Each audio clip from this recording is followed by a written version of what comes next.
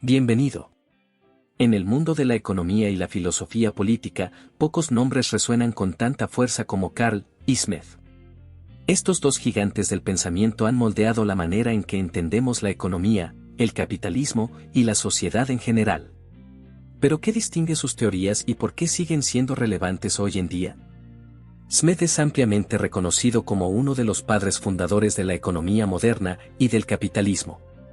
Su obra más influyente, La riqueza de las naciones, es considerada el primer tratado completo de economía política y sentó las bases para el pensamiento económico clásico. Uno de los conceptos más icónicos de Smith es la mano invisible.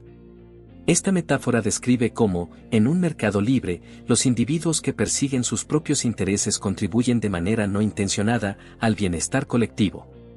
Para Smith, cuando las personas actúan en función de sus intereses personales, como obtener beneficios o mejorar su situación económica, estas acciones, guiadas por la mano invisible, benefician a la sociedad en su conjunto.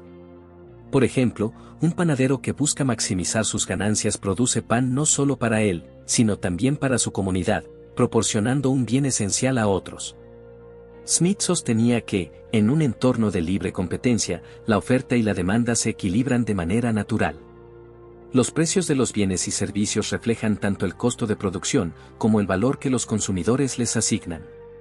Así, el mercado se regula a sí mismo sin necesidad de intervención estatal, promoviendo la eficiencia y la innovación. Otro pilar fundamental de la teoría de Smith es la división del trabajo. En La riqueza de las naciones, Smith analiza cómo la especialización de tareas en la producción aumenta la eficiencia y la productividad. Su famoso ejemplo de la fábrica de alfileres ilustra cómo dividir el proceso de fabricación en pasos específicos permite a los trabajadores concentrarse en tareas únicas, lo que a su vez reduce el tiempo y los recursos necesarios para producir un bien. Smith argumentaba que esta especialización no solo aumenta la cantidad de producción, sino que también mejora la calidad de los productos. Además, la división del trabajo fomenta el desarrollo de habilidades y el conocimiento técnico, contribuyendo al progreso económico general. Smith reconocía que el gobierno tenía un papel crucial en la protección de la sociedad y en la provisión de bienes públicos que el mercado no podría suministrar eficientemente. Entre las funciones que Smith atribuía al gobierno estaban la defensa nacional, la administración de justicia y la creación de infraestructura pública, como carreteras y puentes. Además, Smith advertía contra los monopolios y las prácticas empresariales que podían distorsionar la competencia. Aunque creía en el poder autorregulador del mercado, reconocía la necesidad de ciertas regulaciones para evitar abusos y garantizar que la competencia se mantuviera justa y abierta. A medida que el mundo enfrenta desafíos económicos contemporáneos, desde la globalización hasta la automatización, las ideas de Smith sobre cómo maximizar la productividad y la eficiencia siguen siendo una guía valiosa para entender cómo podemos navegar en este complejo panorama económico. Marx es una de las figuras más influyentes en la historia del pensamiento económico y político. Su crítica profunda al capitalismo, articulada en obras como El Capital, no solo desafió el sistema económico dominante de su tiempo, sino que también inspiró movimientos políticos y sociales a lo largo del siglo XX y más allá. En el corazón de la crítica de Marx al capitalismo está la teoría de la plusvalía. Marx argumenta que en el sistema capitalista, los trabajadores producen más valor del que reciben en forma de salario. Este valor adicional, conocido como plusvalía, es apropiado por los capitalistas, quienes lo utilizan para acumular riqueza. Según Marx, este proceso es la fuente de la explotación en el capitalismo, ya que el trabajo de los proletarios, la clase trabajadora, es lo que genera riqueza, pero es la clase capitalista la que se beneficia de ella. Para Marx, esta explotación no es un accidente ni una anomalía del sistema capitalista, sino una característica central e inevitable. Los capitalistas están motivados por la necesidad de maximizar las ganancias, lo que les lleva a reducir los costos laborales al mínimo posible, aumentando así la plusvalía extraída de los trabajadores. Marx también introdujo el concepto de alienación, para describir cómo el capitalismo deshumaniza a los trabajadores.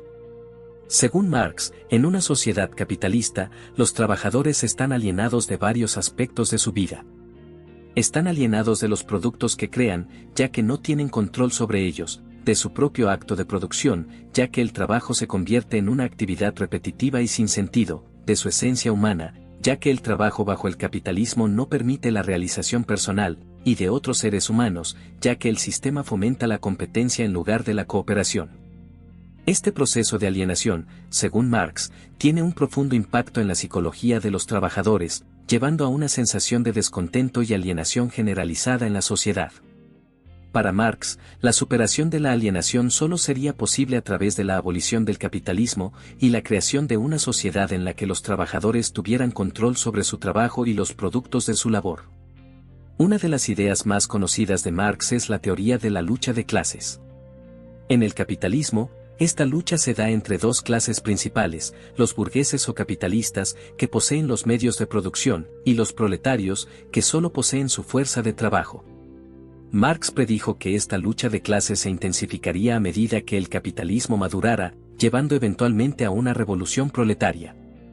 En esta revolución los trabajadores tomarían el control de los medios de producción, abolirían las clases sociales y establecerían una sociedad sin explotación, conocida como comunismo.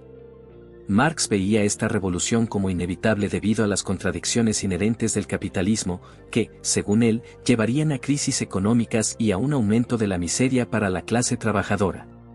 Marx también desarrolló la teoría del materialismo histórico, que sostiene que el desarrollo de las sociedades humanas está determinado por las fuerzas económicas y las relaciones de producción.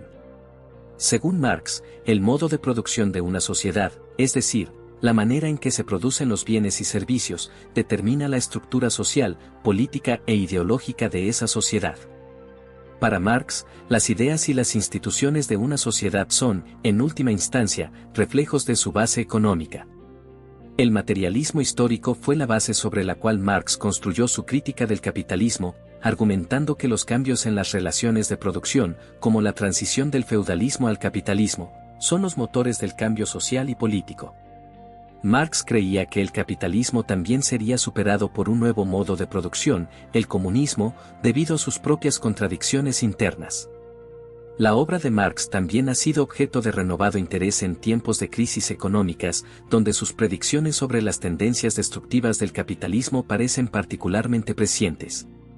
Aunque el comunismo no ha emergido como la solución global que Marx anticipó, su análisis del capitalismo sigue ofreciendo herramientas poderosas para entender y criticar el mundo en el que vivimos. La principal diferencia entre Marx y Smith radica en su visión del capitalismo. Mientras que Smith ve al mercado libre como un motor de progreso y bienestar social, Marx lo considera una fuente de desigualdad y conflicto. Smith cree en la capacidad del mercado para regularse a sí mismo, mientras que Marx sostiene que el capitalismo lleva inevitablemente a crisis económicas y sociales. Un aspecto en el que ambos coinciden, aunque desde perspectivas diferentes, es en la importancia del trabajo. Para Smith, el trabajo es la fuente de la riqueza, mientras que para Marx, es la fuente de la explotación. Esta diferencia fundamental en la visión del trabajo y del capital es lo que separa a estos dos pensadores, y lo que los hace tan influyentes hasta el día de hoy.